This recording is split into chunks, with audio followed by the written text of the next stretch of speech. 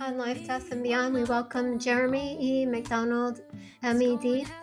Jeremy is an internationally recognized best-selling author, mindset mastery coach, quantum healer, intuitive soul guide, and Reiki Master with over 25 years of experience in education, coaching, and energy healing.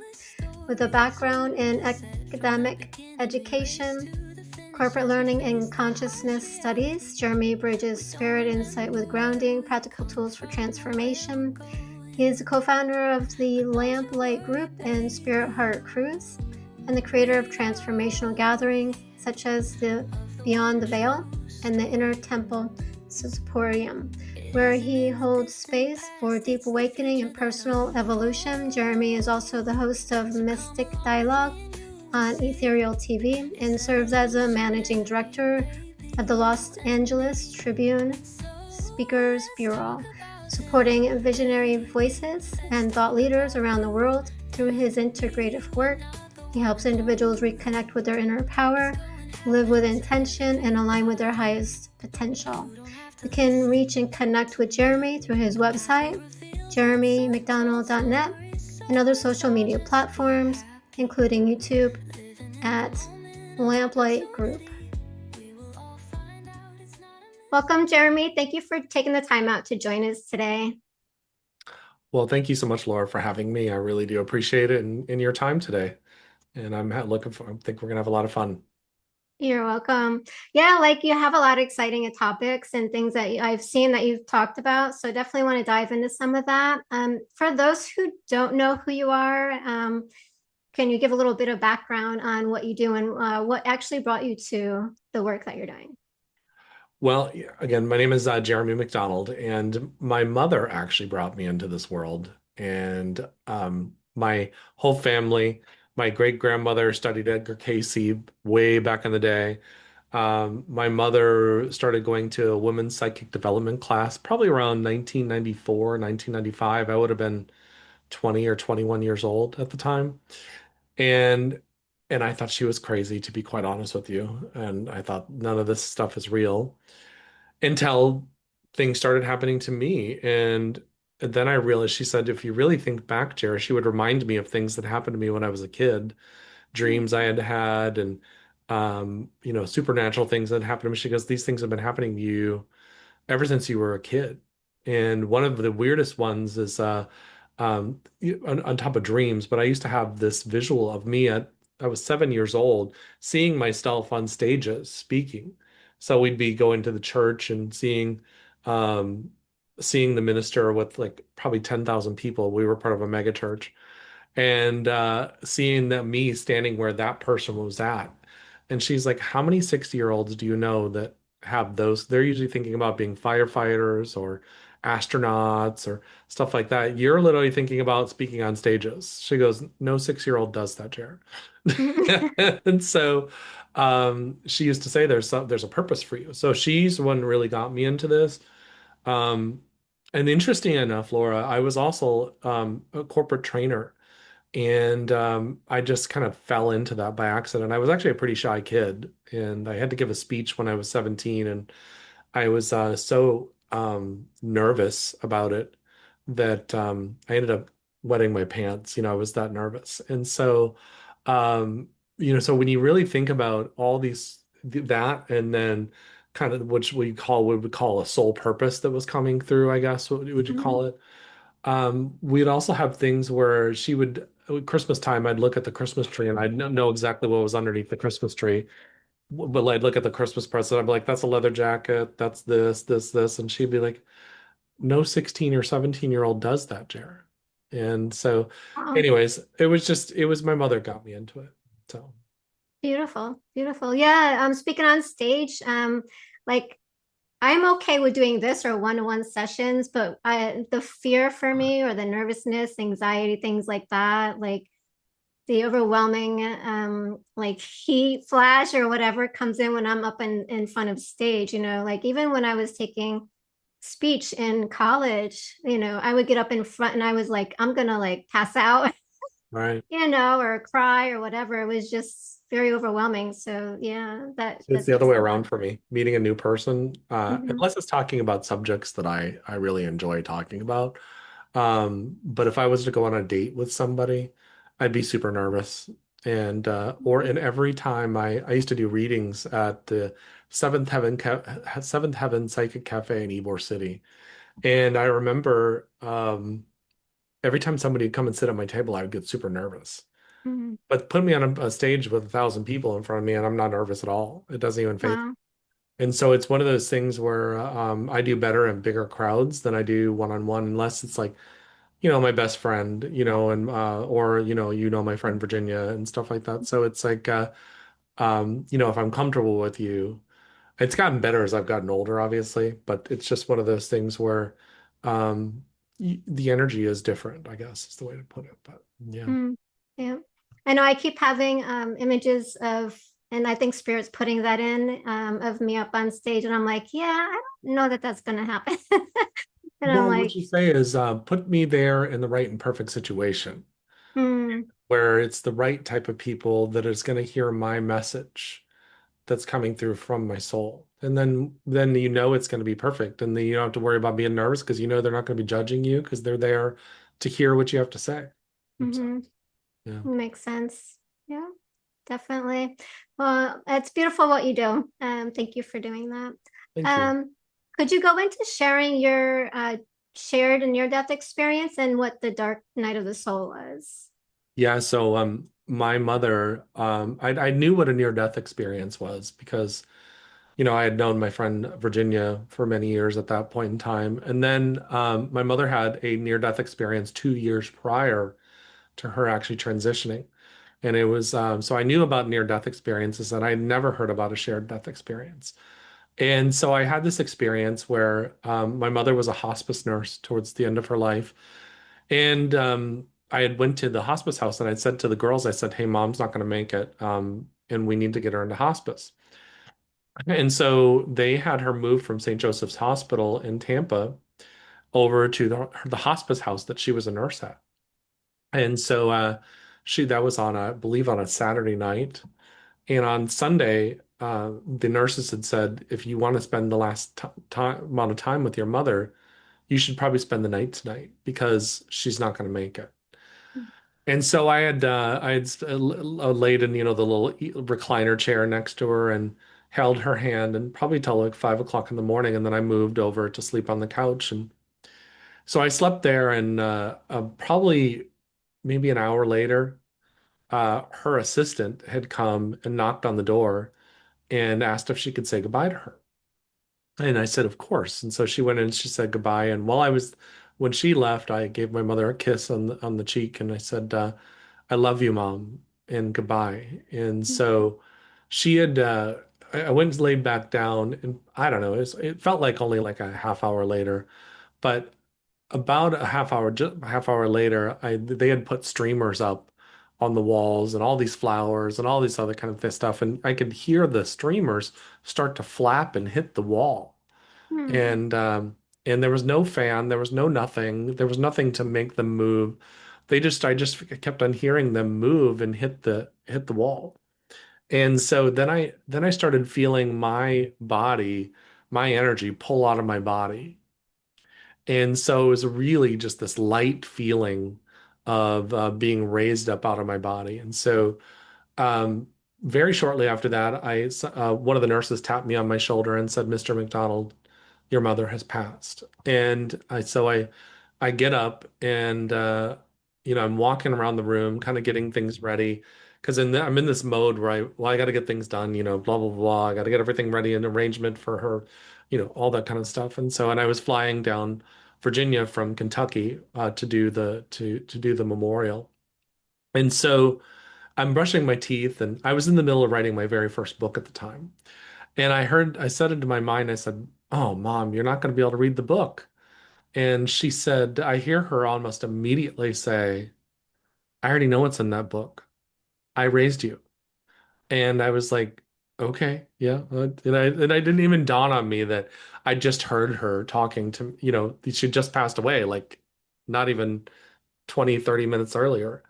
So I'm walking around, I start talking to her and she's talking back and we're having a full out conversation as if she was always there, except her body's laying there lifeless in the hospice house. And so that went on for a good 6 months of she and I just talking. But week later, we had her memorial, and we had probably 150 people show up, and we had it where I was living at on the Hillsborough River. And so my mom had it was interesting because I worked for MetLife at the time, and the MetLife blimp hovered over the memorial for the entire hour and a half to 2 hours we had this memorial. And people were asking me, did you do that on purpose? And because they knew I work for MetLife, I said, I did not do that on purpose. I don't have that kind of authority there. And one of the ladies that I had known for a long time had walked up to me. Her name is Jennifer, and she had said, "You don't know this, but for the last 3 months, I've been working with your mother as a social worker at hospice. What a lovely lady." And I told her, but she knew about the blimp, and she goes, "The other thing you don't know is that blimp followed me from Orlando all the way over here." And my very first baby was born this morning. So where your mother's transitioning to the other side, my grandson had just transitioned in. And so I was like, it was just such an interesting experience. And I told her about what had happened the week before. And she said, you need to go to see this guy named Raymond Moody. And at the time, I didn't know who Raymond Moody was. Now I've known him for good 13 years, 12, 13 years or something like that. And so that happens. We don't go see Raymond Moody. That's long. That's another part of the story. But the next day, after the memorial, we have all these people, still at my house, and I'm in the shower, and my mother's energy steps inside of me, and she said, "Jer, this is what heaven feels like." And I had lost all sensation of pain or anxiety or I've just felt like I was like the drop in an ocean, but I Mm-hmm. also was the whole ocean. And I remember thinking, Mom, we have to give this energy, we have to give this energy to this person, this person. She says, they're not ready, Jared, but I kept on pushing. I kept on pushing. Well, so the feeling it felt like an eternity, but it probably only lasted 10 or 15 seconds. Mm-hmm. And as I kept on trying to push, the energy would dwindle, that energy of the blissful state of no anxiety, no pain, all that kind of stuff. And so it wasn't that whole 6 month walking and talking to her. She was telling me stuff. And she said, the reason why you lost it is because you were so attached to here and taking other people's path away from them. They'll experience that soon enough in the Mm-hmm. right time. And so a month later, I go to Raymond Moody's conference and I explained this to him. And he says, it sounds like you had what's called a shared death experience. And that ignites the friendship he and I had. And I had asked him to be on my show. I remember Virginia said, well, go ask him. But, he's on Larry King and Oprah and stuff like that. And he was such a gracious man. But anyways, the shared death experience was started a beginning for me of a new part of my spiritual life, because what I realized is that our attachment to the stimulus or the energy of the world, and this is what Mom had finally came to me. I said, why did you go over to the other side? I mean, you were so young. I'm only 2 years away from when she passed now. And she said, I had to come over to the other side because I could do more good over here than I could over there. And I'm here to teach you to get in touch with the softer side of yourself. She goes, you're so business oriented. You're so, and it basically said your feminine side, that side of yourself that has empathy and compassion and that kind of stuff. And so and she says that's that feeling of the loss of anxiety and pain within yourself.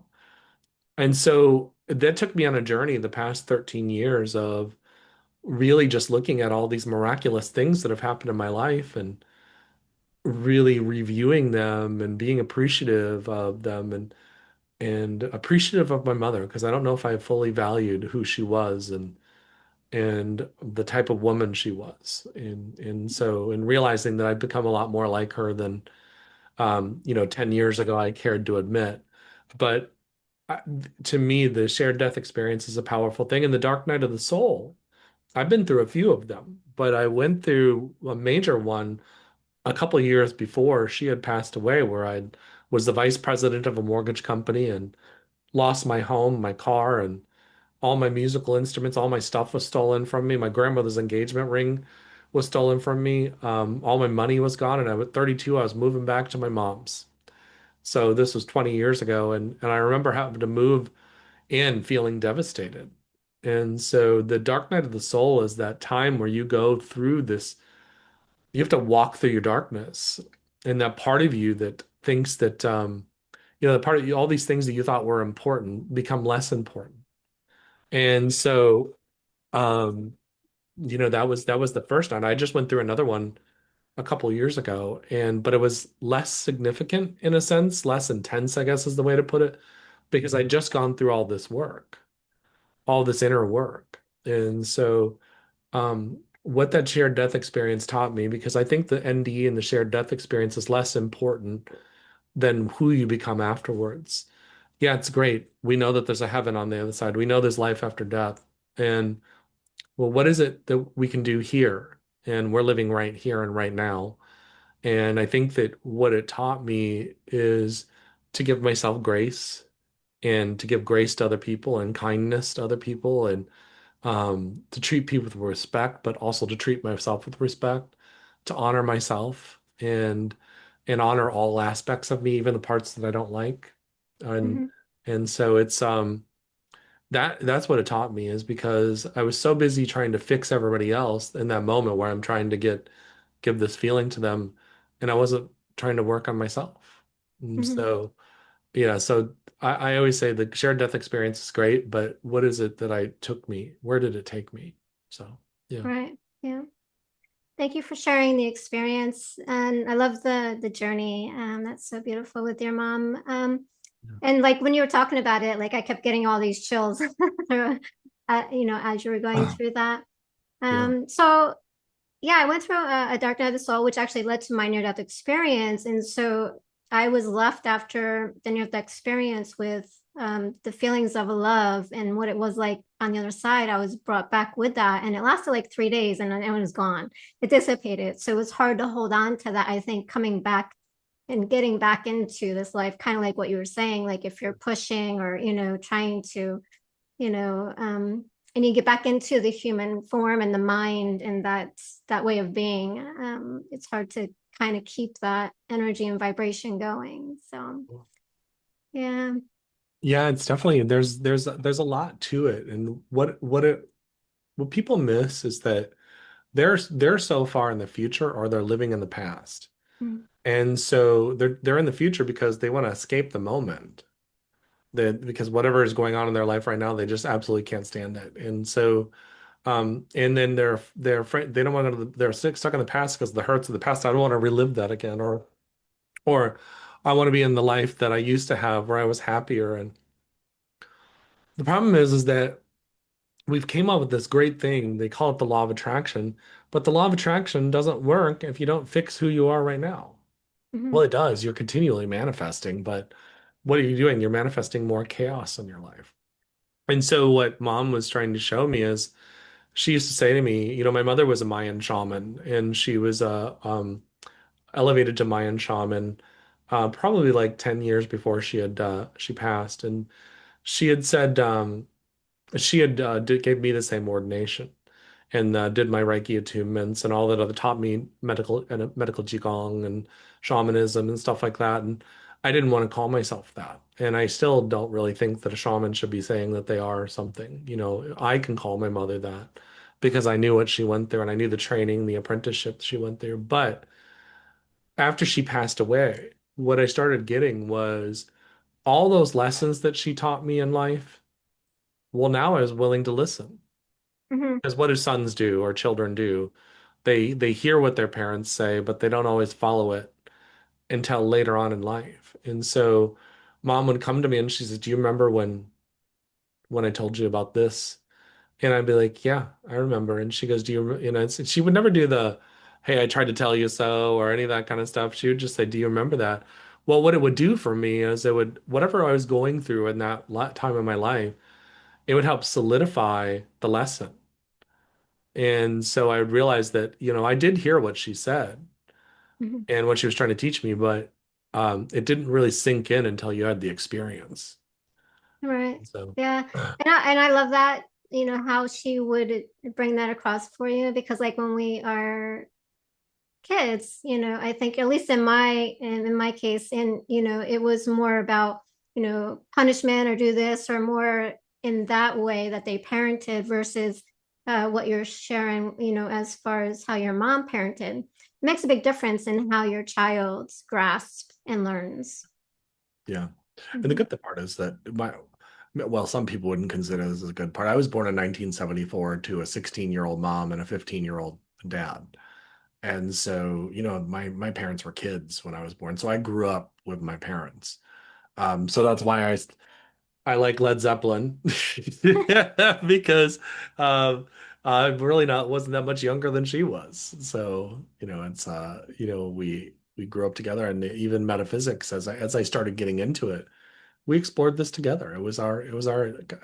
My mother and I had very similar personalities. She wanted to be an archaeologist and an artist and wanted to run away from home, and she wanted to travel the world, and I wanted to do the same things. And so, being in where everybody else wants relationships and stuff like that, and the kids and the homes, that just didn't have any interest to me.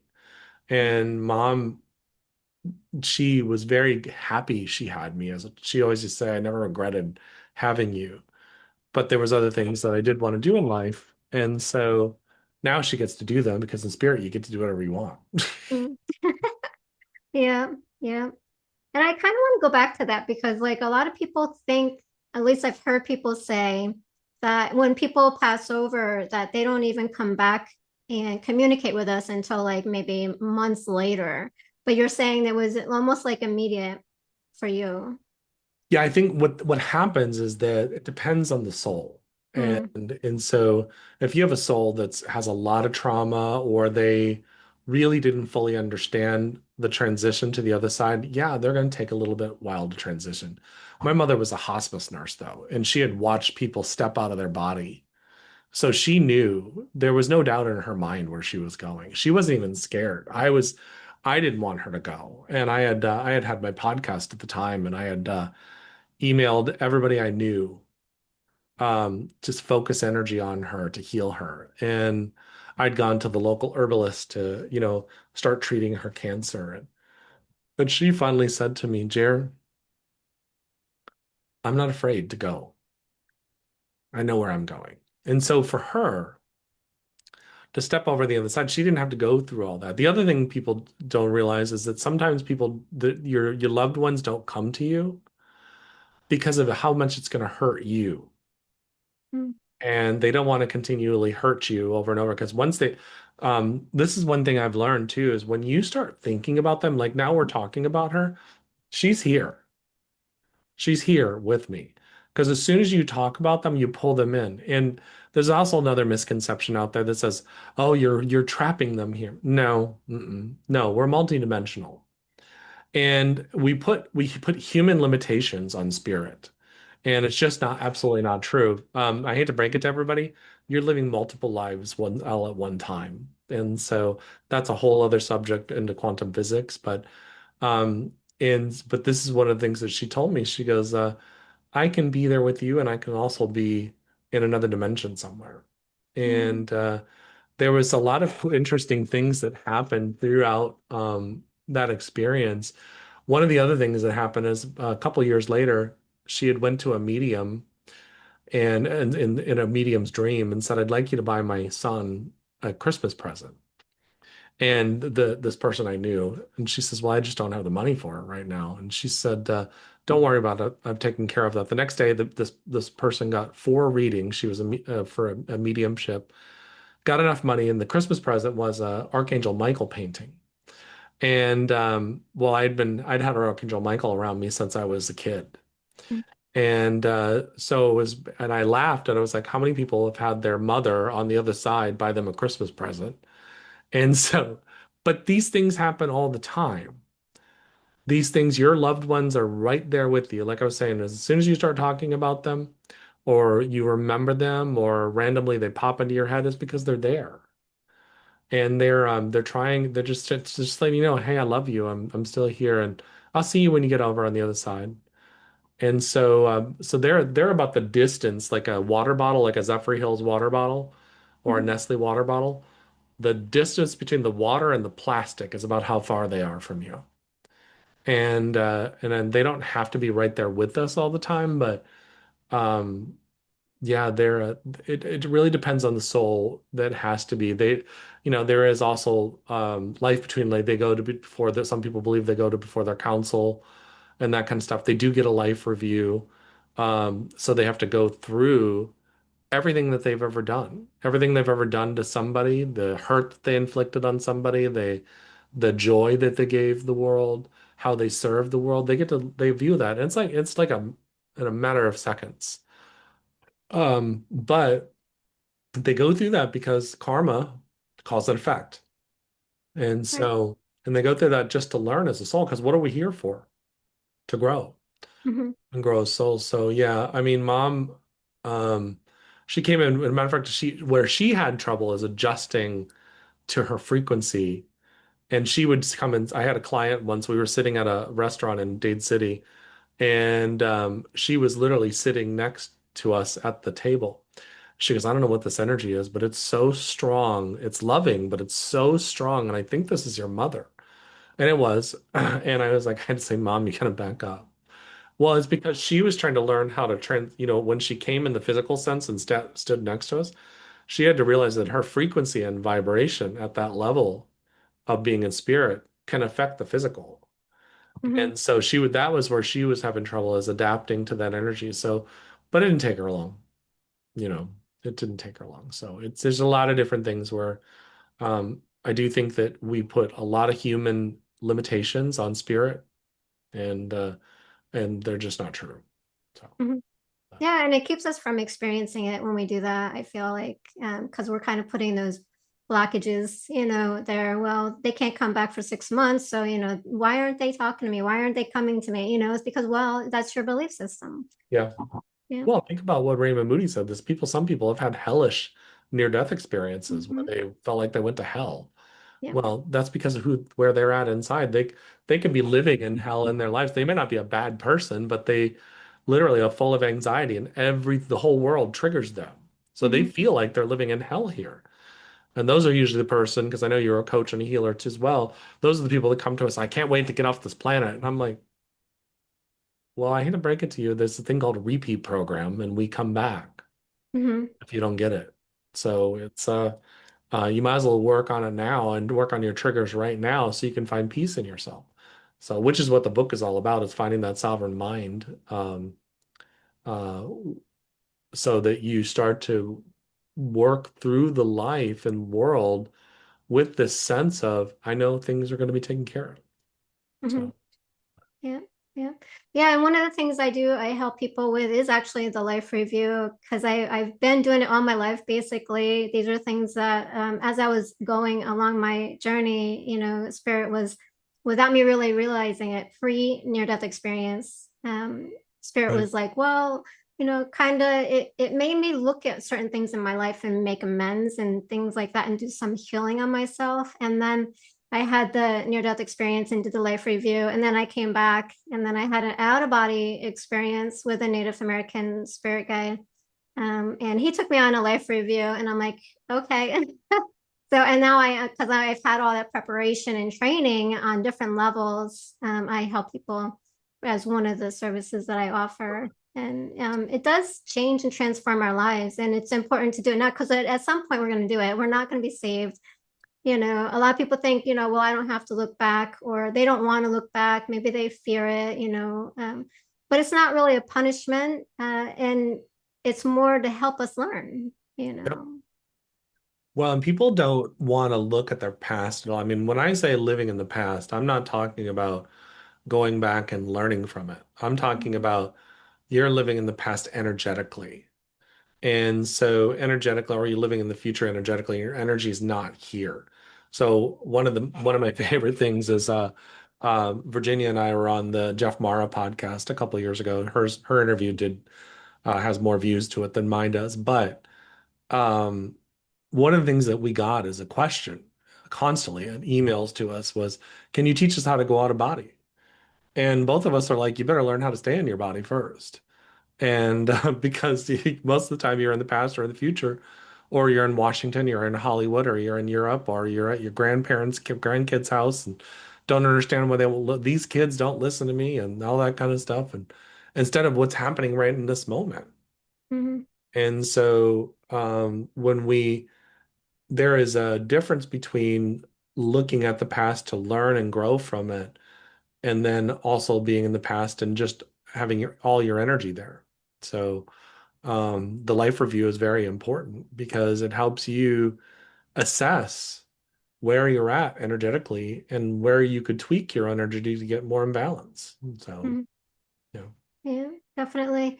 Yeah, and a lot of my healing came from that because I was able to look at it and I went through, how they do like inner child healing, a lot of different healing modalities. Mm. So that was one of mine, helping me to do that, turning within and sitting in meditation and looking at it, doing journaling. So I use a lot of different tools. The Hawaiian prayer, because I worked in a counseling, helping people with addictions, and I utilize that on myself. Have you heard of the method and know how it works? Like you look within yourself and you heal Yeah. what is sitting in front of you. And so people would just come off my caseload. So it actually works, if you heal what's within. Like Yep. I would look at them, see what their situation was, and then look within myself and see if that was there too. And I would heal it from that perspective, Yeah, inside because we're each out. other's mirrors. We're Hmm. each other's mirrors. And we're mirroring each other. And I always tell people, I'm not a healer, I'm a mirror. And Hmm. so chances are, like you said, if they're sitting in front of you as a client, you've got something to look at in yourself. So, and mom used to tell me all the time when I'm healing myself just as much as I'm healing them.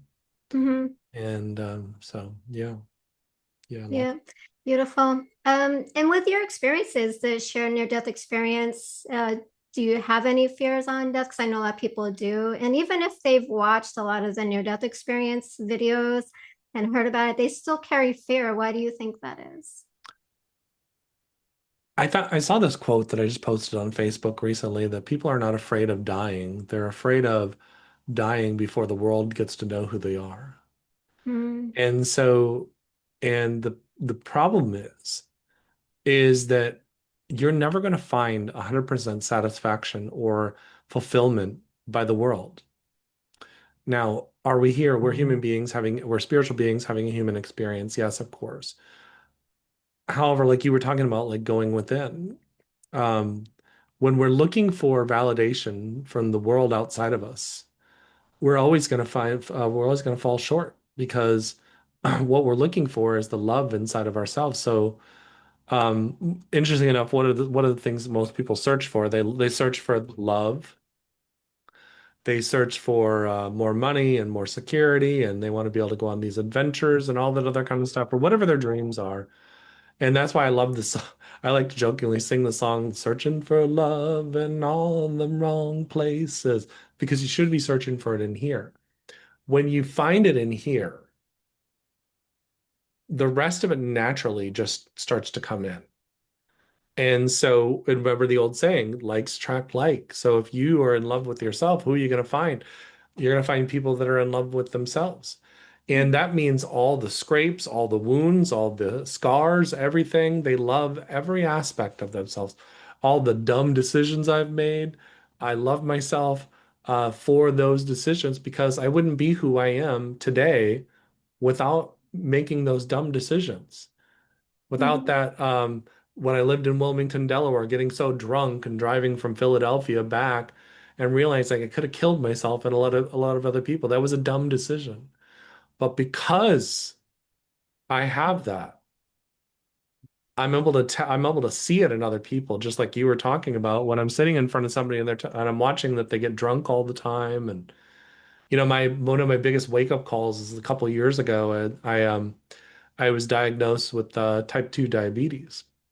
And The interesting part for a couple of years before that, I would go out and just have a drink with a friend, and I ended up dehydrated, like pretty badly dehydrated. So I remember in 2023, I went to New Orleans with a friend, and I did a Myers cocktail. I don't know if anybody knows what that is, but it's an IV of fluids and vitamins before I left.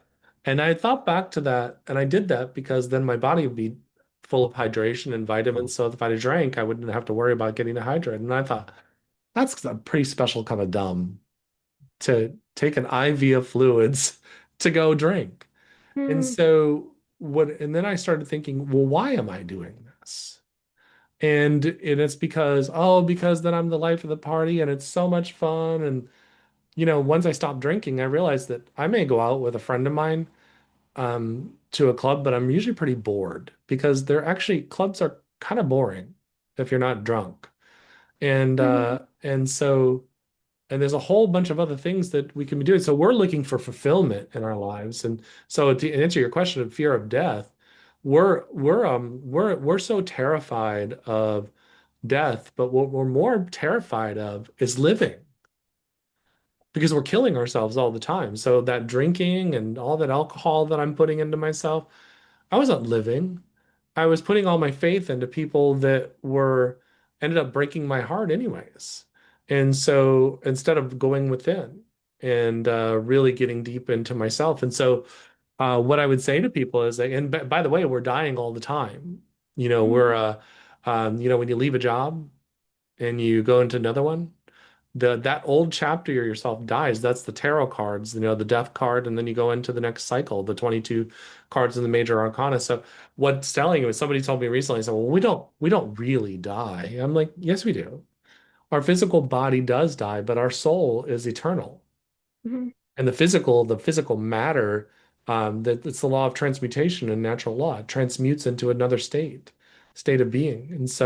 And that's where it's eternal life, but our consciousness and our spirit or our soul is always here. And so it doesn't die, but we die from one cycle into the next. And it's just like the caterpillar blossoming into the butterfly. It has a death of its old way of being, and now it soars and flies into a new way of being. And so what's happening is that people are not fulfilling and going deep within to find what's important to them to live so they can be happy about doing it. And they want instant gratification. And so, podcasters, I talk to a lot of them and they'll be like, well, I don't understand why I'm not getting the traction mhm, that everybody else is getting. And then they give up. I'm like, do you enjoy doing this? They're like, and there's two things. They'll either say, well, I'm trying to get my name out there so I can do this work that I feel, but do you feel that? Do you feel that that really is what you're supposed to be doing? And some of them really can't give the answer. But they say, no, I really feel this with all my soul. Then you're following a path that fulfills your soul and you're going to be living. So I don't think we're afraid of dying. I think we're afraid of living, to be quite honest with you. And so because when I look back at all the things that I've done, the drugs that I've done and the things that I was self-sabotaging habits I did and all that kind of stuff, I realized that what my mother taught me on the other side was this, to live. And we can call that shamanism or we can call it whatever, but the reality is that now I started a travel company, the travel to all the places that she and I dreamed to go to because you have to take risks. mhm, And so you probably know we just all went on a cruise to the Bahamas and a couple other things because of the Spirit Heart cruise, but none of those things would have happened if I hadn't taken a leap of faith and I had to let go of all of my old stuff, friends, um, situations, things habits that I was doing. And there was the death of those, and then so I could go into a different state of being. So, yeah, mhm, I really think that if really people got deep inside and really look, they're not really afraid of living or afraid of dying. They're afraid of living, and they're afraid of living, and they're afraid to get to the end of life and not have actually lived or experienced things. What are we doing? We're going to work every day, paying our bills, having Thanksgiving, having our weekends, and then we try to deaden or numb the feelings we have going on inside of ours because we want to change so badly, but we're unwilling to sit inside of ourselves to figure out why. Mhm. So, Yeah. yeah. Yeah, and I would agree. I feel like people may come into, they get at the end of their life and they're like, well, I didn't do the things that I want to do, and then it becomes in their face because now they have limited time and they can't, or, whatever the case may be. And I know I'm guilty of that as well, as far as kind of making excuses, or at least believing I'm doing the things, but it was actually an excuse for why not I didn't do what I was wanting to do. So I think that that plays a role in there. And for those, like, what would you, when you said it, we don't live, right? So what is living? If it's not all those things, like making ourselves busy, making, going to work, paying the bills, because a lot of people think that is living. So what really is living? I think that is defined by the person. And I'll give you an example of this. I was doing a session with a lady over in Melbourne, and she was probably like 77 years old. And I said, well, what is living for you? She goes, honestly, I like to sit in my easy chair, my lazy boy, and I like to read a book. Or I like to go out to the beach at night and just relax. And I said, well, why is that? I mean, where a lot of other people have would consider that differently. And she said, well, I've been to 25 countries. I've traveled all over. I had a life where I was the life of the party. And for me, living right now is just enjoying my peace. And so I think it depends on who you are, what part of your life you're at, what's important to you. I mean, my friend Virginia, sitting on the corner of her couch is living for her and meditating and being quiet. And so for me, I like to travel and I like to be busy in a sense, but busy in things that I enjoy doing. So I don't like to just be doing to be doing. Mhm. And I like to be around the people that I love, but I also like my quiet time. And so it's for me living as being in alignment with your soul. And so whatever that looks like for you, it depends. Like I'll give you an example. I was thinking my uncle, my mother's brother, he when he was probably about 12 or 13 years old, he loved to take apart things and put them back together. So he started off really even younger than that. I don't know if you remember the old Big Ben alarm clocks. Mhm. He would take those apart and put them back together. I think he was probably like 12 or 13 years old, and he took my grandmother's car apart on a Friday, and Sunday afternoon it still hadn't been put back together. And she goes, "You better have that car put back together before I have to go to work on Monday." And so, but why is that important? It's important to understand that what brought him joy and what really made him feel like he was living was taking things apart and figuring them out and putting them back together. And it wasn't even just, mechanical things. It was figuring out he loves history and he loves the law and he could have been an attorney. He loves to piece things together and why they work together. And so he didn't necessarily have to have all the friends and, he's an introvert. And so now he's the maintenance manager. He's the manager of the maintenance mechanics for Pillsbury. And so he gets to live the life that is important to him. So and I also knew a man that was a maintenance man for McDonald's at night, and he loved that because he loved the quiet. So what is living for another person may not be living for myself. Obviously from a young age, I was speaking on stages. So when I'm the most alive is when I'm on a stage talking, when I'm inspiring other people, when I'm having that exchange with them and that energy. And where my mother, she loved doing hands-on healing work. And so, I mean, I like it, but it's not as joyful for me as when I'm on a stage. So I think to answer that question, people have to really start paying attention to what's important to them. It could be raising a family. And so I've taught classes and people say, well, I didn't really do much. I didn't do what you did. And I'm like, well, what do you mean? And they'll say, well, all I am is a mom or a dad. I'm like, that's a pretty fantastic thing to be Mhm. because you brought another life into this world and you raised this life and you protected this life until it became an adult. And so I didn't do that. And so, because I didn't feel driven to do that and have children. And so I think when we start judging ourselves and comparing ourselves, we start killing life inside of ourselves as opposed to saying, well, this is who I am right now. And this is where I'm at, and this is what I'm doing, and this is how I'm going to grow into who I am supposed to be. So, yeah. Is there a certain way that people can tell what it is that how they are living or how they're meant to live? Is there like a feeling or just an intuitive knowing? I know, like in your case, you kind of just knew it from childhood. Yeah, I think one of the things that happens too is that have you ever had those tingly feeling all over your body? You Mm-hmm. know, it's just like you get those chills and stuff like that. That's your soul saying, yes, yes, you're on the right direction. Now, not everybody has that. So the people that don't have that, that's okay. But like, to give an example of my uncle who gets excited about, taking things apart and putting it back together. You can see the joy on his face. It's obvious. And so, I have another friend right now that is a manages a DJ company.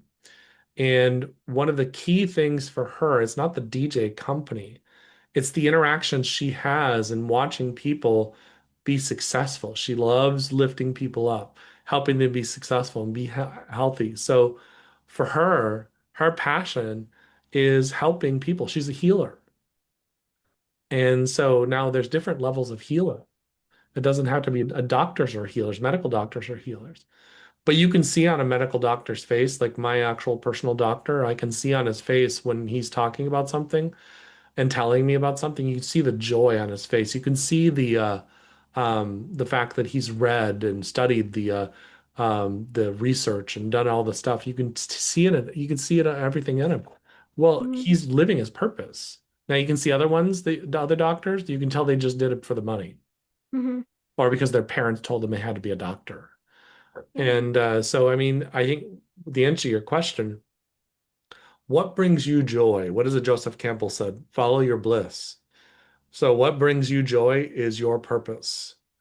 And a lot of people throw sarcastic comments out here, but I wasn't even sure what I wanted to be. I mean, when I was young, of course, I saw myself speaking, but it wasn't until it didn't click in my mind until maybe 2 years after being a trainer. Well, wait a second.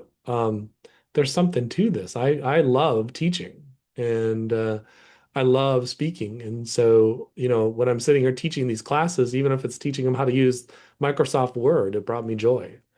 Well, there you go. There's your purpose. Now, I Mm-hmm. may not be teaching Microsoft Word because that's where people get caught up. They get caught up, well, I don't want to teach Microsoft Word for the rest of my life. No, no, no, no. It's the teaching part you're missing. It's the part, that's what you're looking at.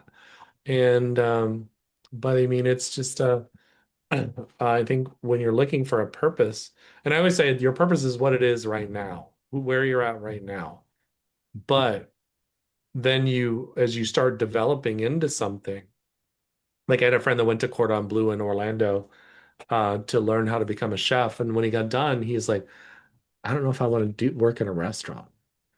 And I was like, you probably should have thought about that before you went to culinary school. But what ended up happening is when we sat down and talked, I was like, well, what is it brings you joy? He goes, I love taking care of people. Like I love cleaning houses and cooking a meal for my husband if I had one, because he didn't have one at the time. Well, what he ended up doing is starting a business cleaning houses. And because he had a job, he'd gone to culinary school and started offering meal prepping for these professionals. So he goes in and cleans their house. And now he actually is married, and him and his partner together run this business together. And so they found their purpose together. And what ended up Mm-hmm. happening is he found his purpose and he attracted in, law of attraction, the mate that was going to bring him happiness and joy because they do it together. And Beautiful. so, and that's where the term divine timing and divine order comes in. Because if he would have constantly looking for the partner, which he did, he went through that like all of us, then he would have been stuck on this trying to find a partner, and he wouldn't have found his actual purpose. Once he found his purpose, he was aligned with it. The other part came into play. So, um, follow your bliss. and Mhm. you'll find it. And it may be one step at a time. It may not be what's that Martin Luther King said, you don't need to know the whole staircase in faith. You just need to know the first step. Mhm.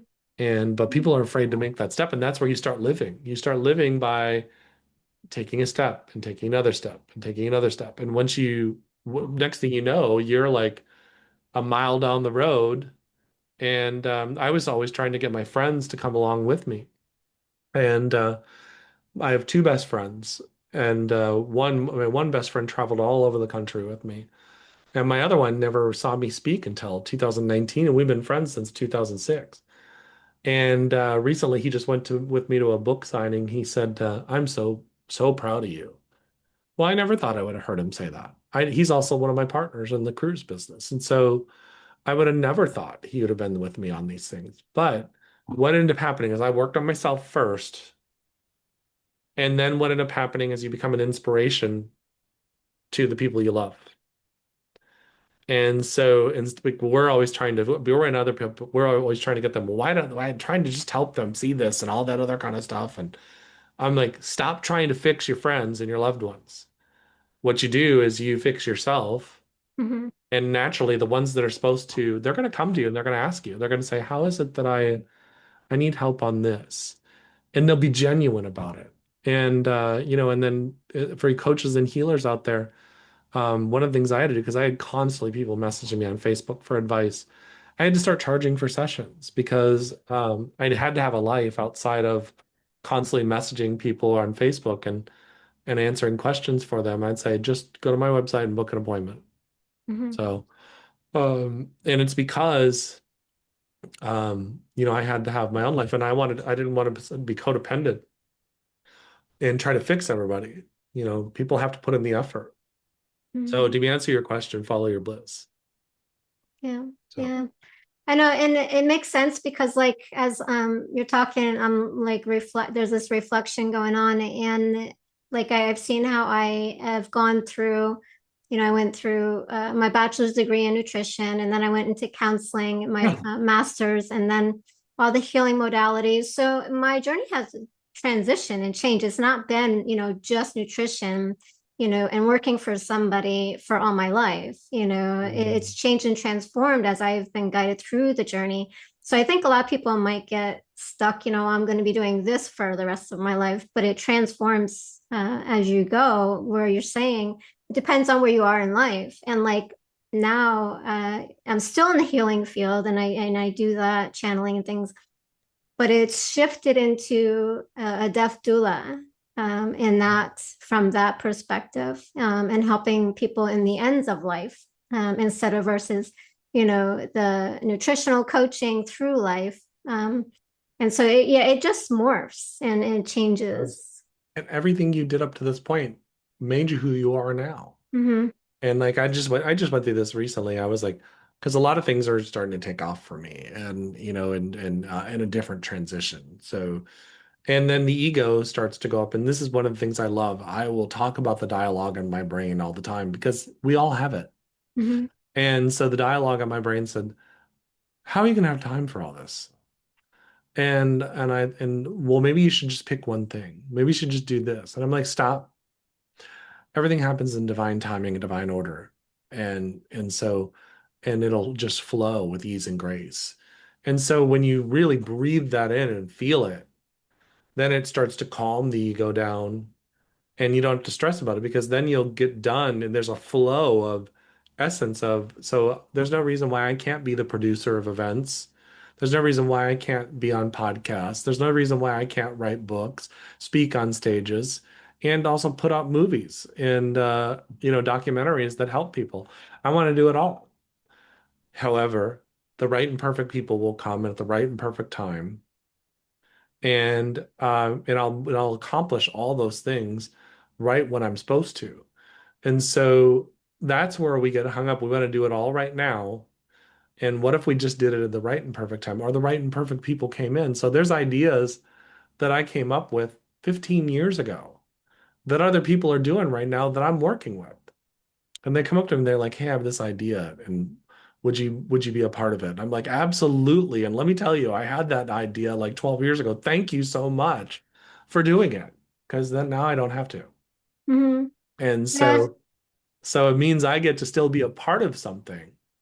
And all that is consciousness, just giving the idea to a bunch of people, and whoever grabs it, it's almost like you remember those little numbers you had to take when you went to the line at Kmart.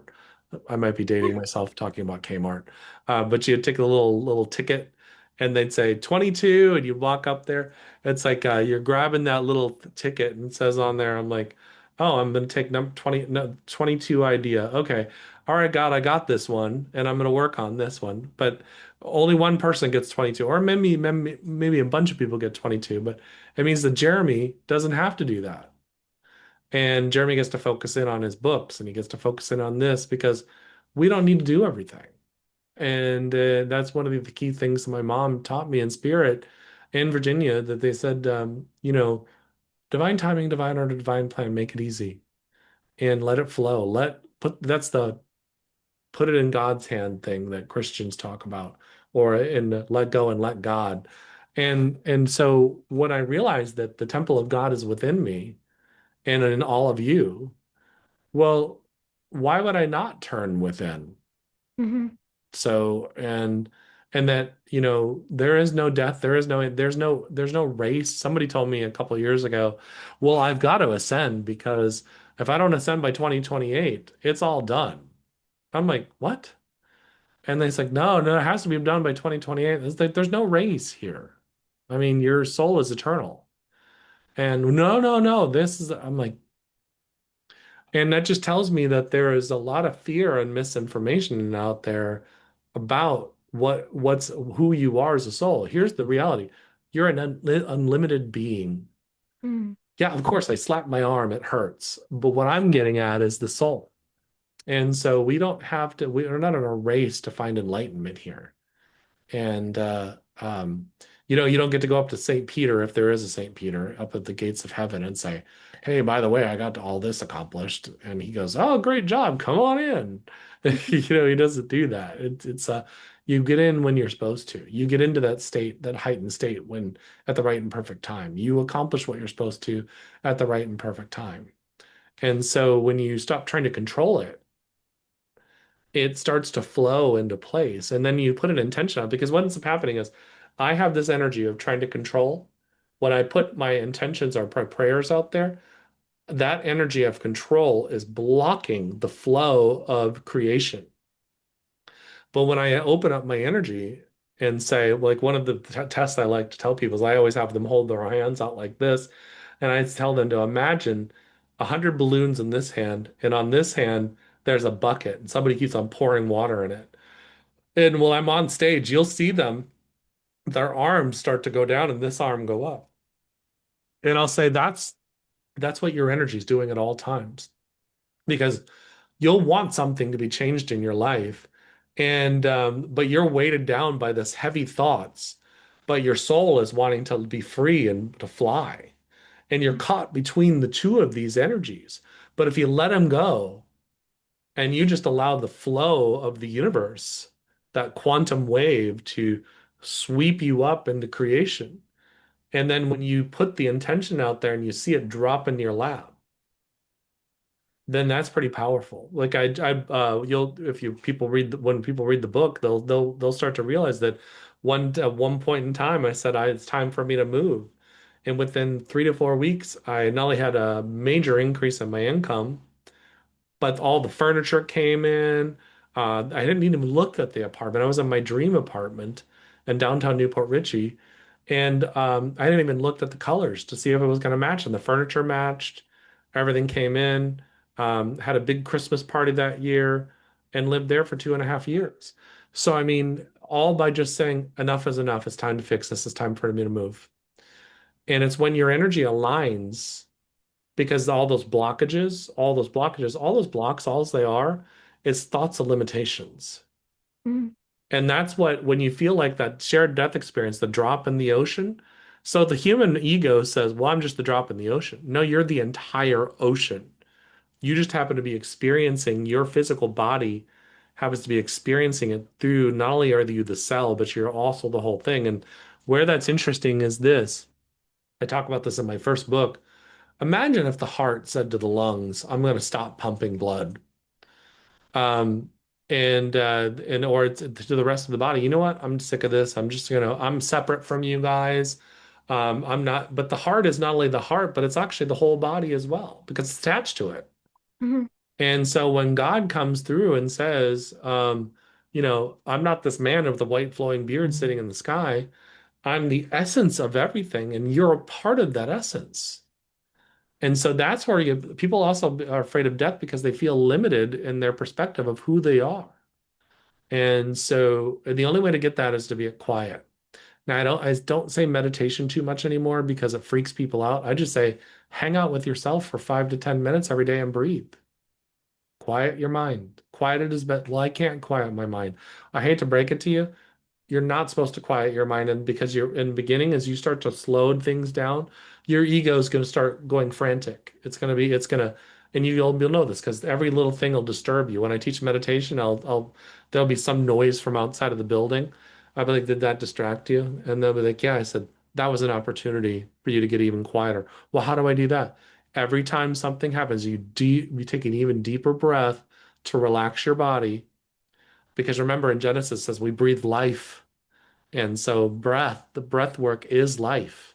So what do? In order to find more how to live more, you go within and you breathe that air and that oxygen into the body to flow your energy through the body. And so what we do is we're caught up out here and we got everything backwards. Hmm. So, Yeah. Yeah.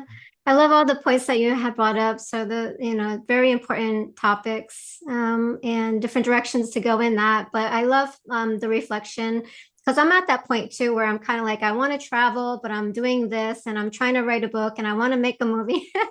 So I have a lot of that going on. But also at this other side of myself, I'm like, well, how can I do all this? Time, and my mind goes like kind of like what you're saying. It's very limiting, but we can do a lot of different things at once. We don't have to just do one thing, you absolutely. And know. so my friend, one of my business partners, she Hmm. was spoke on my very first cruise in 2019, and her name is Donna Campbell. And so we've become really good friends over the past 6, 7 years. She's a healer. She just happened to be the same one of the, she studied one of the similar modalities that I have. We had a lot to connect on. Well, we both were part of the Los Angeles Tribune. She's now the director of the film division that she launched and she created. So what did I end up? I ended up on a movie set in San Diego the end of October, filming a movie called The Return of the Lioness. And her first movie is called Pillars of Power, where she's brought the teachers from The Secret, four of them from the original movie, into this new movie. Well, guess what? Now I'm also a business partner in a new streaming network getting ready to come out called Ethereal TV. That's going to be metaphysically based, all the stuff you and I teach and love. So all those intentions of creating film and getting things out there, it's dropping in my lap because it happened when it was supposed to, not when my ego wanted it to. Because remember, ego is edging God out. So what does edging God out means? It means you're blocking the flow of creation. Stop doing that. Or you know what I mean? So Yeah. when you're supposed to, there's nothing impossible with God. And Hmm. God's in here. So Yeah. And basically just aligning with it, I know, and getting out of our own way. yeah, And it's kind of hard to because we want to kind of control it. And then I know for me, I've had the experience of getting, you know, aggravated, and it's like I'm gonna get to give up, but then I keep going, and I'm back and forth, yeah. on it. But yeah, but it comes in when it's divine timing. So Every perfect. time I've tried to give up, something pushes me back in. And I did that 2015. I was like, you know what? I'm tired of this. And I was still doing a little bit here and there. If a church had asked me to speak somewhere, I would. But fast forward a couple of years later, I was chatting with a friend. And I was like, I was thinking this is when I was starting the cruises. And I had asked a friend to come out of retirement to help me to teach me. And so we put on our very first cruise called the Waves of Light. And that was in the beginning of 2019. And she had one of the lit girls there, her name is Jessica. We were doing a healing circle, and she said, "All right, little Buddha." This is always what she'd call me because I sit with my legs crossed like a Buddha would. And she says, "All right, little Buddha, get up and start. You're going to be a part of this. You're not just going to sit off on the sideline." And she was picking on me a little bit. Well, I ended up doing a healing. We ended up working on this one gentleman, and I felt my mother's hands come through and through my hands. And I got a picture on my website actually, if you look, and there's literally light coming off of my arms. And some man in the audience had or in the group had taken a picture. So when we get off the cruise, he goes, "Hey, I want to show you this." I was like, "Oh, wow." I said, "Can you send Wow. that to me?" And so it was confirmation that, hey, it's time for me to start getting back into this. And I mean, because I would, I did, like I said, I did a few things here and there. I redid my book, but it wasn't really doing what I was supposed to be doing. Well, I was right where I was supposed to be, but you get what I'm saying. Hmm. Yeah, exactly. And kind of wanted to go into a little bit about knowing ourselves. Last conversation I did was with Richard Martina. I don't know if you know who he is. He's a film maker and director. And we kind of did a little guided meditation, and he brought in um, we'll say Jesus, and not religiously, but one of his messages was because he asked, "What are we doing here?" And so the answer was to find ourselves. And I know that was kind of one of your topics that you do talk about is finding ourselves. So, how can somebody get into finding themselves? Well, that is one of the things that I think is one of the key themes in the book is that your purpose here is to discover who you are. And that's why I talk about finding your authentic self and all that other kind of stuff. So, one of the first things you have to start asking yourself as a question is, and this is how I started, is, am I happy? And so the answer is either a yes or no answer. Either you're happy or you're not. And this upsets people and they'll say, well, it's more complicated than that. It's like, no, it's not. You're either happy or you're not. And they will fight you because they want to hold on to whatever it is that they want to hold on to. And so, people I'd asked myself that question because it was 2006. And I was sitting and I looked in the mirror and I said, am I happy? And I thought, no, I'm not. I'm miserable. Here I had everything that a person thinks that they should have. The title, the car, the partner, the house, everything, the beautiful office close to downtown Baltimore, all that other kind of stuff. But I was miserable. And so to discover who I was, I started looking at, like you'd asked earlier, I started saying, well, what is it that does make me happy? And that's where I started looking at, I love teaching, I love traveling, I love all this kind of stuff. And so that evolves over time. And so to get to know yourself is to start asking yourself the question, am I in alignment with what makes me happy? So if I'm in a job that makes me miserable every day, you're selling your soul for a paycheck. And so people say, well, I have to pay my bills. I'm not saying go out and quit your job. What I'm saying is start looking at and taking steps towards one step at a time towards what is going to make you happy. We have a client in Hawaii that a really nice guy, and he's now over the last 2 years gotten himself physically healthy and is doing personal training because that's what he wants to do, and it makes him happy to be in the gym and help people get healthy. Just brings him joy. Now, 5 years from now, that may change, but how he got to know himself is to look at why he's doing so. Like my diabetes, that diagnosis, I didn't get freak out about it. I got excited about it. Here's why. Because diabetes is a deep-rooted anger. Well, where does that anger come from? So I had to start asking myself the question. I had high blood pressure. Well, where does that high blood pressure come from? Well, metaphysically, there's a book. Hold on one second. There's a wonderful book that I think everybody would like. It's called The Metaphysical Anatomy by Yvette Rose. So if you're a healer, that's a great book to have. Well, one of the things that she talks about in there is blood pressure is putting the pressure on your life. So if you are literally in a job or a career or a situation in your life, or a relationship in your life that's miserable, you're putting pressure in on your life. And so if you get down there, I have a friend who's in her 90s who when I talked about this on a video, she messaged me and says, I want you to go on, I want you to start talking to your blood pressure. I want you to start talking to your blood sugar and ask it.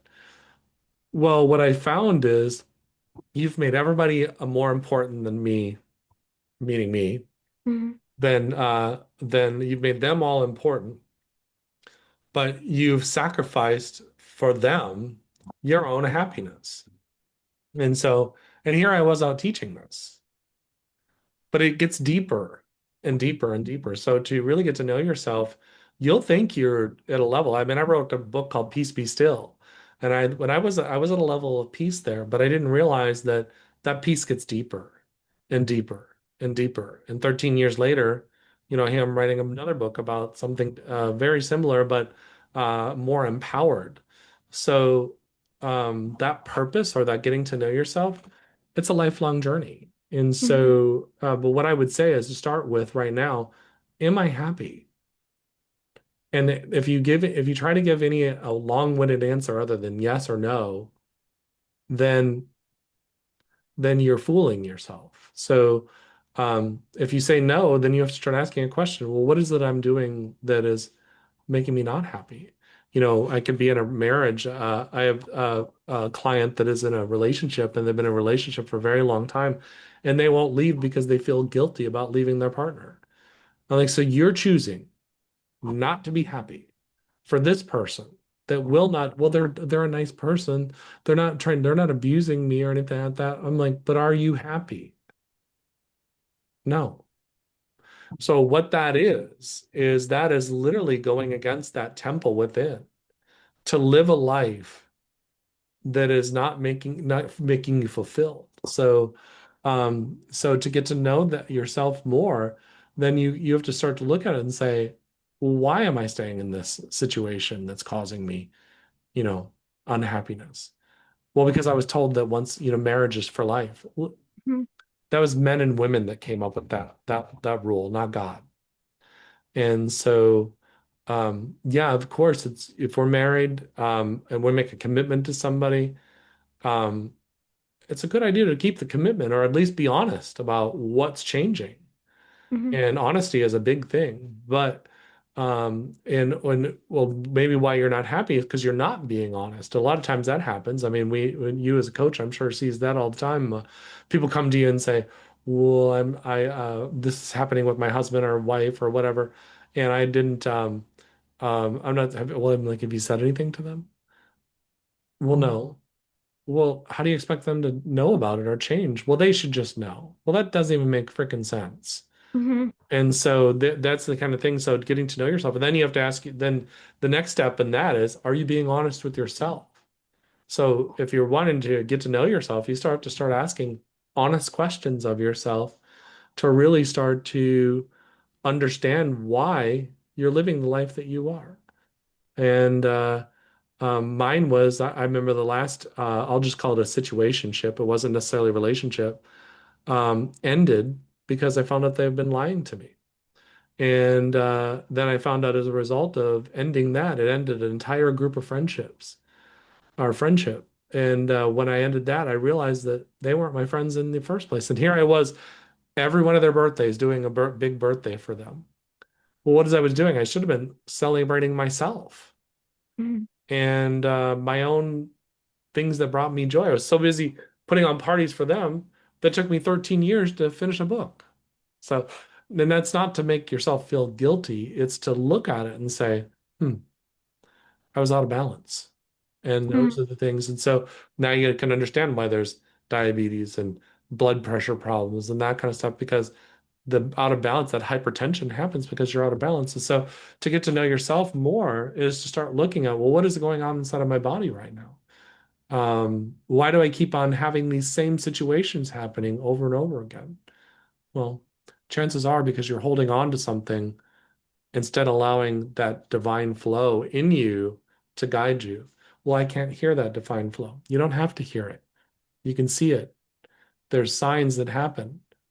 Hmm. You know you're not supposed to be in an abusive relationship or an abusive job. If fear is ruling you, that's not your soul. Hmm. So, Yeah, and it shows up out in your world. So yeah, yeah, you don't have to hear it. It reflects to you where you are, yeah. in your experiences. And definitely I've really had to get real with myself a couple times. So I know what that's like. Definitely. So when we become and we get real with ourselves and we look at our situations, taking action is important. And I've had clients where they knew what they should be doing, but something for whatever reason keeps them from actually taking the steps. And that's important because once you become aware, you have to take the steps. Yeah. Hmm. Yeah, and the calmer and the deeper relationship you get with yourself and your inner world, things get easier, and you get stronger inside. It's like I would like to give you an example. My best friend and I this morning drove over to Wesley Chapel, and I'd called him because we had made plans to go shopping this morning, and I called him and I said, "Hey, listen, I got to be on an interview at 1 o'clock, so we've got to leave like at 9 so that we can get over because that's like an hour drive." And so um, he got here a little late, and then so I said, "Well, we're only going to get so much time to shop." Well, 10 years ago, I wouldn't have been that honest about it, and then we would have been frustrated, and I'd have been stressed getting back home. And I hate being stressed. Like that is not a thing. That's not honoring yourself. So, and as a result of our friendship, he's honest with me. And so we never have those moments where you have with somebody you care about and you get frustrated with each other. Well, because you're not telling the truth. And Hmm. like, it's just one of those things. And so our friendship has gotten now, we've been friends since, well, now 19 years. And we have our friendship is just kind of richer and richer and richer because we've had to go through the fights and all the stuff. And I don't think we've had a fight in probably 9 years. And so, but that's because when you start getting honest with the people you love, how can you say you love somebody if you're unwilling to be honest with them? And it's like, well, they'll get upset. Well, you know what? That's a part of their growth too. Hmm. And there was times where he did get upset, and not in the last 9 years, but what ends up happening is you get to know somebody because they've been honest, and then you realize their intention is not to harm. And so that's really, and then as you do the inner work and get to know yourself more, you realize one of the reasons why you reacted before is because your own insecurity. And Hmm. so that's why I think with relationships and life, being honest is a big thing. I just had to tell my boss the other day. I said, "Well, do you like your job?" And I was like, "Because I do work as a consultant, and I do this work too, but I work like sometimes 13, 14 hours a day because I love my work." And I said, "Yeah, absolutely, I do. Do love it here." I said, "Well, and I'm being honest. And one day when there's a point where I can't do this anymore, I'll tell you." And she says, "That's what I love about you. That's what I respect about you." And what I want to see is spiritual teachers getting up there and being vulnerable and talking about the truth. The truth is that um, they've all gone through pain. They've all they've all gone through under limitations, and they write most of them. I'm not going to say all of them, but most of them write their books based on the lessons they've learned in their own life. So, Hmm. Yeah, I have a couple that I'm writing now. A little bit here and a little bit there when I can get it in, and definitely we'll be happy, when I get to that point. Um, and like with the turning in and just finding ourselves, I want to kind of touch on like our inner voice and having trust. So how do we know our inner voice versus like all the programming? so your inner voice is a very soft and gentle and kind voice. It's that compassionate. It's your voice. Um, and it may sometimes appear like as your mother or somebody that was kind and compassionate to you or loving. Um, but it's a it's not a harsh voice. So you'll know it's your voice when or that inner voice because it's kind. And it doesn't yell at you, it doesn't scream at you, it doesn't do any of that kind of stuff. It's really so then the other thing is like sometimes it's not even a voice, sometimes it's just a feeling. It's just one of those things where if you feel it, and then you act on that feeling. So it's not always sometimes it's an angel coming down from the heaven and inspiring you with this divine inspiration. Sometimes it's just a really strong feeling and you act on that. And I mean, there's been things in my life where I've gone against metaphysically. I mean, I don't always see the world the way other metaphysicians see it. And I just say, listen, I'm not trying to criticize what you believe. What I'm just saying is this is what I'm feeling. And um,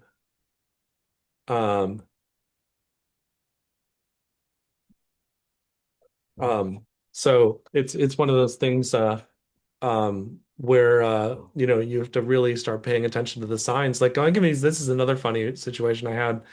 I was standing at a bar maybe like 5 years ago, and one of my coworkers was standing in front of me, and he was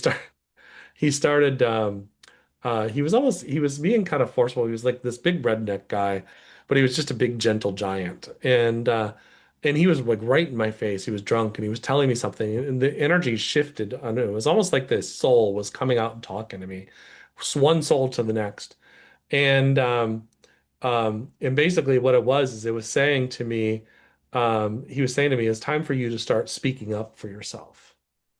Well, that was speaking to my soul.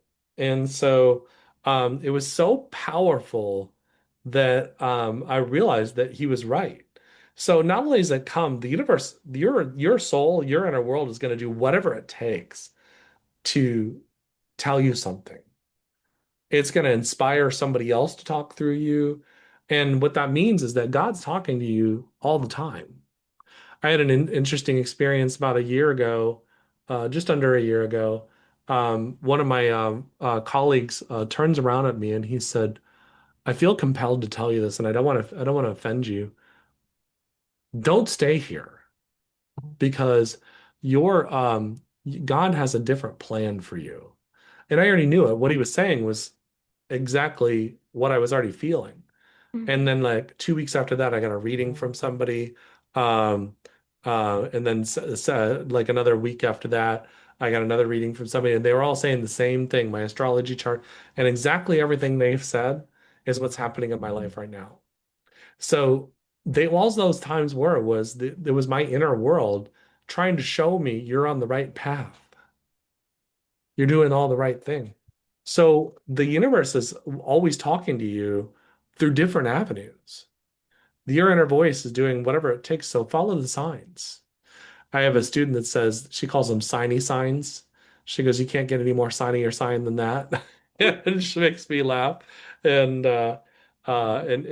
makes me giggle. So and and so it was one of those things where, just kind of pay attention to the signs as they're always there. Yeah. And that kind of brings me, because like when we're trying to manifest too, I wanted to kind of get into manifesting, but before we start wrapping this up, um, like how do we, I know we follow the signs, in manifesting. So, but there's a lot, that goes into it. And you kind of say that we don't, like you said in the beginning, there's some things that they don't really teach or they're not teaching correctly about manifestation. Can you give a little bit of insight into that? Yeah, we don't attract what we desire, we attract who we are. It's pure and simple, and it's natural law. There's seven natural laws, and in the law of attraction is basically just cause and effect. So I'll give you an example of this. If I have in my mind, and this just happened this last year, something shifted in me major. And what's happening is your frequency will shift as you start doing your inner work. And so if you are always looking in the mirror and saying, "Oh, I'm just not desirable," or this is just, I'm too fat, or all that kind of stuff. what you're doing is you're giving an energy of not valuing yourself or valuing who you are in this moment and loving yourself for who you are in this moment. So, what are you going to attract into your life? You're going to attract other people that are going through similar things. And so, why that's important to understand is this. Um, we're wondering why we're experiencing the same things over and over and over and over again, is because we're attracting in who we are in this moment. So if I don't value who I am, then I'm going to attract in other people that don't value themselves. And so now that's not to say that you know, I'm not going to attract in people that are different than me. What I'm saying is that you're going to attract in the same situation. So somebody, said to me, well, we don't get exactly what we want because, then what would be the point in life? I'm like, it's not about what we want. And um, so it's not a who we want, or basically what we want, because we put all this stuff out there about positive thoughts. Well, if there's all these positive thoughts going on the surface, but on the inside it's all negative, well then what are we doing? Mm-hmm. You know what I'm saying? So it becomes something where it's we really got to start thinking about where we're at in our thoughts and our energy. And what I teach is I teach people how to get into their energy and really start to change the dynamics of what's going on inside. So one of the big things in metaphysics is they talk about, oh, our words are powerful. It's the energy behind the words. And I'm gonna prove it to you. Because if I can went into a certain group of people and I said one president's name, they'd all be angry. But I went into if I said another president's name, they'd all be like, oh, this is wonderful. And certain people would feel like, I don't like any of them. And but if I went into a church, a Christian church, and started talking about church, they'd be excited because they'd think about community and they'd think about all the stuff that happened. But I go into a nightclub with a bunch of 18 to 21, 25-year-olds, and I start talking about going to church on Sunday, and they're getting drunk on Saturday night, their energy is going to pull back. And so it's the energy behind where they're at that make the words powerful. And so if my energy is towards I know because they had talked about in spirituality, we switch from faith to knowing. And when we get from faith to knowing, the knowing is when I know that the world is going to take care of me no matter what. So when I put an intention out there, I either know it's going to be that or better. Mm-hmm. So, and so that comes from once I know that there's a force inside of me and I'm connected to that entire force.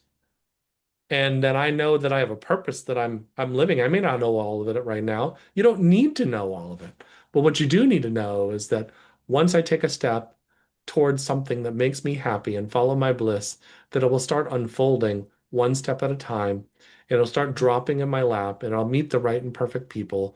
And then the money will come in, the opportunities will come in, everything will come in. And that's what it's even interesting. Sorry, I was a little distracted there for a second because somebody's texting me that they're sending me money through my Zelle. And I'm like, oh, okay. Well, that's really cool. So, because they were like, is this your Zelle? I sent you $10. I just want to make sure you got it. And here's the balance. I don't even know what it is yet. And so those are the things that when I was on the cruise, me and Virginia have this little $25 course on the website I built for her and I. And I wanted to go on another cruise in January. Well, it wasn't an expensive cruise. It's like $350 per person. It's like a 4-day cruise out of Tampa going to Cozumel. Well, when I was on my first cruise back in November, something happened with one of Virginia's interviews and it went viral and we made enough money to where I could pay for the cruise. Yeah. So these are the things that why I'm at, and it's because I know that if I wasn't supposed to go on that cruise, it wouldn't have happened. Something else would happen. And so that's where manifestation and law of attraction comes in. If something doesn't come into your life, it's because it either wasn't time or it wasn't meant for you. There's something else better coming.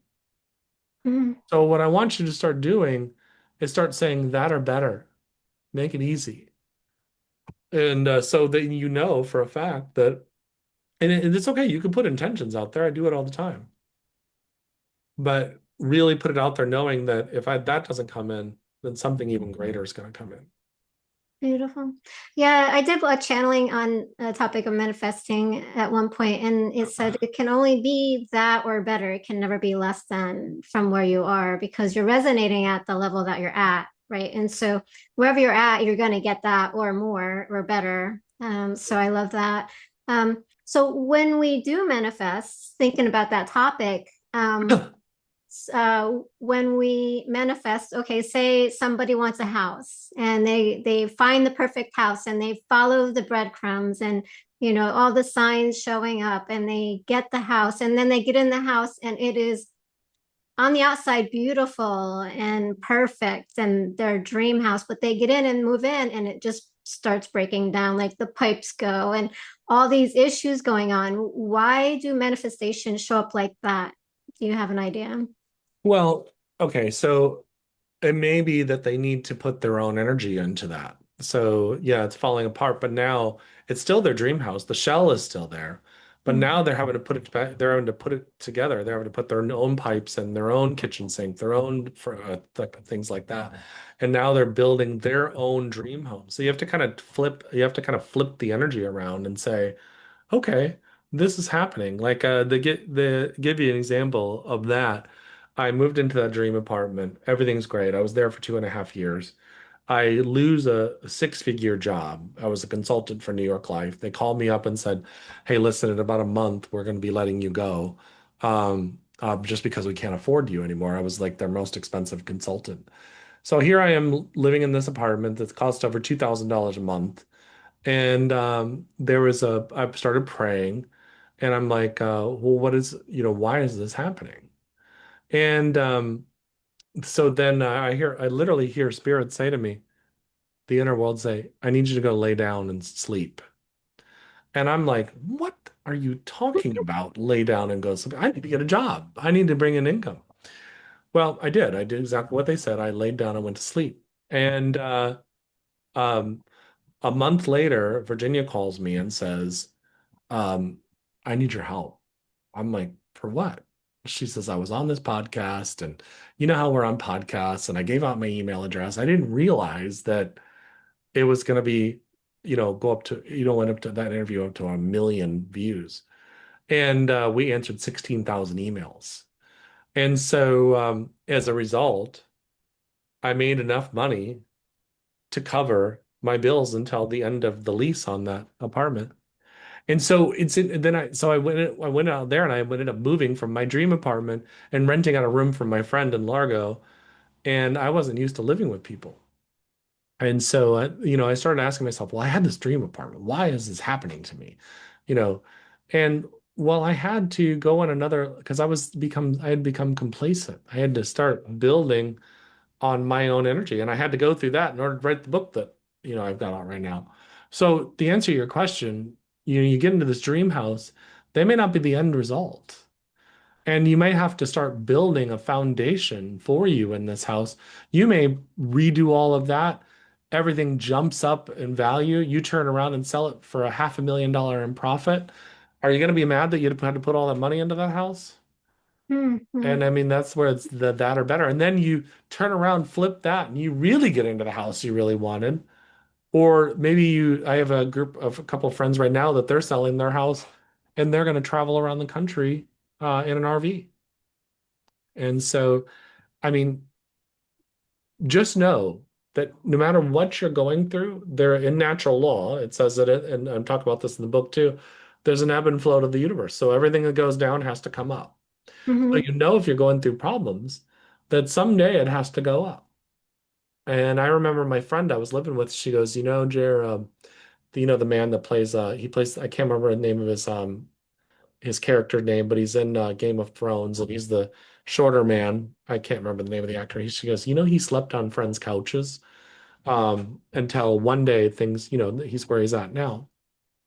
So he was at the lowest of low, and now he's getting to do everything he wants to do, living the life that he wants to live.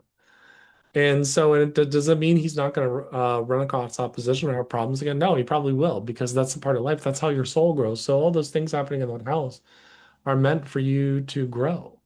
Mm. And so it And so goes. it's kind of like it's not really like, is it like a restarting over, or kind of like what you were saying with the tarot card, like the destruction card, and then just restarting?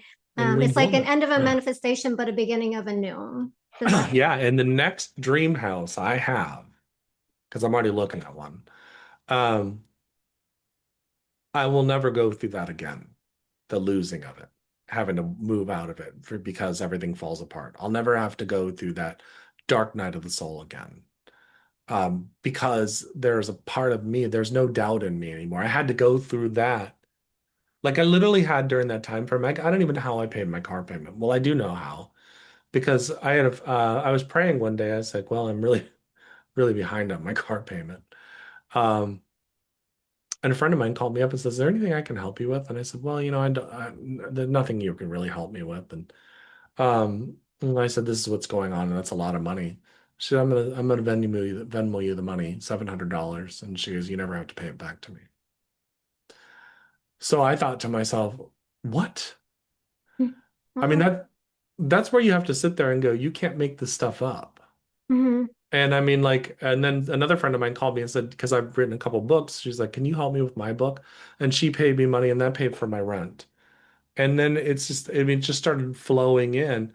And so when you start to, and then when I'd started to get a doubt, oh, I need to go back to the old way of doing things, and then it would start to dip in that doubt. So I mean, even down to the craziest things happen. I mean, $2,500 would drop in my lap. Some friend of mine asked me to go to Fort Lauderdale to watch his dogs. That made me $2,000. I mean, when you really look at it, there is an abundance of everything you need. But we want to hoard all this stuff because we're terrified that we think that money is security. Your Hmm. divine energy is security.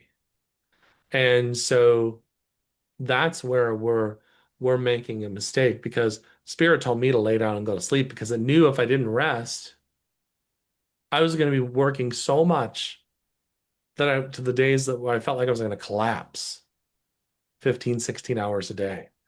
And but I was enjoying myself. I was having a great time. But this is where you have to start looking at this and going, follow what that world says to you because it knows what's going to happen before you even know it.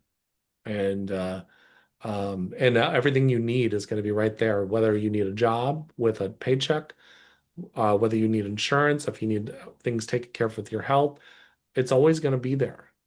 I mean, even like down to the point where my mother's house going into foreclosure in 2009, and almost immediately somebody said, "We have a house you can live in." And then 4 years later, after she had passed away, I get a $3,000 check right when I need it. I'd been praying for a $3,000 checks in the mail, $3,000, and I got two $3,000 checks in like a week. So, and so those are the things that it's not about the $3,000 and I manifested $3,000. It was like it was there when I needed it. Hmm. So, Yeah. Yeah, I've had experiences where things just come in at last minute and I'm like, I'm not sure. And it's like, okay, do I go get a second job? Like way before my near-death experience. And I was working, two jobs, two full-time mhm. jobs at some point. And I was like, I don't ever want to do that again. No, So, well, but you have that right too. That's one of the things I've said. God, I've got that lesson. Don't need that anymore. I don't want, mhm, I'm never going to do that again. And that's when you finally start saying, and what you're doing is you're saying no to the energy that's creating it. So, when it comes to partners, I never want to be with somebody that cheats or lies to me ever again because I would never lie to myself anymore. mhm, And that situationship, I wasn't paying attention to the red flags, so I was lying to myself. And so that's where you start to look at it, and you, like you said, I don't want to do a second job anymore. No, I want to do, I don't have a problem with working. I actually like working, but what I don't want to do is make this world suffer, my spiritual work suffer. And so when you make your spiritual work suffer, then I'm going against what I've been talking about this entire interview, which is what brings you bliss. And so this conversation, like you and I are having, this is joy to me. Mhm. And so to not be able to do this would mean I wasn't living like we were talking about earlier. And I refuse to not live anymore. So Yeah, beautiful. Yeah. So I want to kind of dive in because you do have a couple books out there, as you mentioned. And for those who are listening or interested, you can always check those out. One of them is Sovereign Mindset. yeah. And now I believe that it kind of talks about success and failures. And if that's not correct, correct me on that. Um, but is Yeah. there an exercise that you can share with people that you recommend? Yeah, one of the things I would recommend is every single day, I want you to ask yourself, am I operating at what my soul's purpose is? And that's finding my bliss. And so, and then you ask yourself, and if you get a no, it's either a yes or no answer. You have to do the yes or no's, because you have to force yourself into being honest with yourself. And so when you do that, then if you get a no, then you already know you have to dive deeper in. And so, okay, well, what would me following my soul purpose look like? And so then you can start asking, see, you can start saying in the universe, well, bring me opportunities for my soul purpose. And so that could be, it could be something small. Like you're going to go and step into this new world of podcasting, or I'm going to go back to college for whatever reason. But what ends up happening, the programs in the world is listening to other people's opinions. Like I went back and got my master's degree during COVID because I had started it 20 years ago. And people have said, why would you waste your money? School is such a scam and blah, blah, blah. I said, because my soul felt like I needed to do it. And so as a result, though now you're going to have all that money you owe. I'm like, you're telling me that God's a limited God? You're telling me that me doing this for my soul, and so is going to mean that I'm going to have a limited amount of funds. And so what ends up happening is that you'll get, when you ask that question, am I living in my soul's purpose? You'll start looking at where am I listening to other people's opinions Mm, more than my own soul? And if you're doing that, then you're out of alignment. And so the exercise is really start getting honest with yourself and saying, no, I'm going to make decisions for me. And I have some really close friends that I absolutely adore and love. And, I've had to tell them, no, I'm going to do this. And they're like, okay. And sometimes I've had to go through a lot of problems to experience it, but I knew I had to do it. And what I realized is I had to do it, so I had to learn who I was on a deeper level. And so that's the exercise, is to get really honest with yourself. And the other thing is to spend 10 minutes a night just reflecting on your day. How was my day? What were my opportunities? How could I have shown up in my life better for me? And breathe in through your nose and out through your mouth, because that puts your brain frequency into a gamma frequency. So yeah. beautiful. Great advice. Thank you. Yeah, and I know like going through my years of college, I did a bachelor's and a master's, and I didn't know that it would help me in ways that I needed, after the fact. Not per se, it helped me with the healing because I helped people, with the addictions and population and counseling. But too, with spirit, when they taught me things, they used my experiences, like things that I used and learned in college to help me to understand some of the concepts of what spirit was trying to get through to me. So we have to kind of be open, I think, even if, it is going back to college, and spending money on it, So, Yeah. mhm. Always comes in exactly when it's supposed to. So. Mm-hmm. Beautiful. And with your work that you're doing as far as legacy, where do you see your work that you're leaving behind? Um, well, I do know that I can feel it already. There's going to be a switch in how I'm going to be getting more into more of the spiritual work. I'm already pretty busy in it already as it is.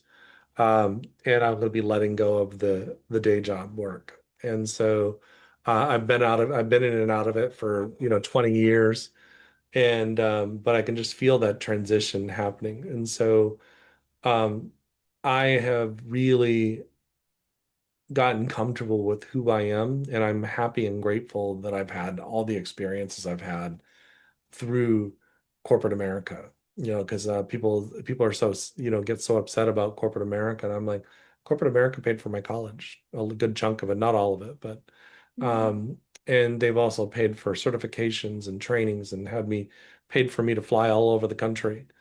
And so those are beautiful gifts that I wouldn't have gotten otherwise. Well, I would have gotten it, just been in a different means. And so my work is changing because I've become so confident in who I am and the direction I'm going in. And so, I'm going to produce those movies, put those television shows out, travel, put those conferences on, and I'm still going to have clients that I do healing work with. And there's going to be the right and perfect people, and my goal is to build a community of people working in flow together, and really bring that drop in the ocean thing I got in the shared death experience, where we're flowing together as opposed to working in resistance to each other. So, Uh-huh. Thank you for sharing that. And before we close this, is there anything else, any other topics you feel like you would want to share before we close? no, I'm good. Just go check out the book. I'm jeremymcdonald.net is my website, and just go check me out. So Perfect. And I'll be sharing all your information in the description below, so you can always check that out if you wanted to look up Jeremy and get his books. For a quick reflection on our topic today, could you give us one word for life? I'm going to give two, self-awareness. Perfect. And a word for death Um, Beginning. and a word for the beyond. Bliss. Beautiful. Yeah. All right. Well, thank you so much again, Jeremy, for joining us today. It was great talking with you and the information that you shared and for everything that you're doing. Awesome. Thank you so much. Really appreciate being here. You're welcome. Let's talk about death, baby. Let's talk about you and me. We're not the one and only. It's going to happen to everybody. Yeah, baby. Say it isn't so, baby. It's the truth, don't you know, baby?